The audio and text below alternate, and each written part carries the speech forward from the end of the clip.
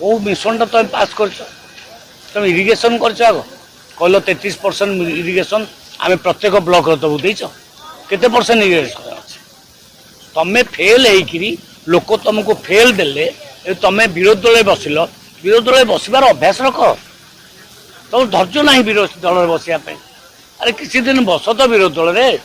आम कम करा दियो आम कम कले तो पुणी आलू प्रोडक्ट करूँ पियाज प्रोडक्ट करूँ आलू पियाज कौन दिने दि दिन पर कि यही तो 4 मास है आम सरकार आसी तो विफल किए 24 वर्ष है जी रही शासन में सी विफल ना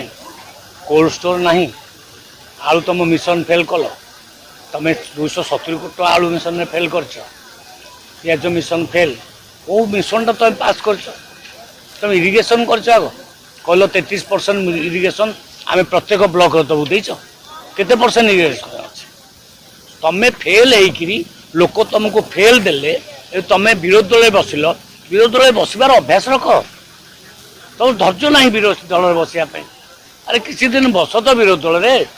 आम कम करा दियो आम कम कले तो पुणी आलू प्रोडक्ट करूँ पियाज प्रोडक्ट करूँ काली मान्यवर उपमुख्यमंत्री केवी सिंह दो काली जिला विभिन्न जिले में तार माने आलूर माने ये मंजी डिस्ट्रीब्यूट कर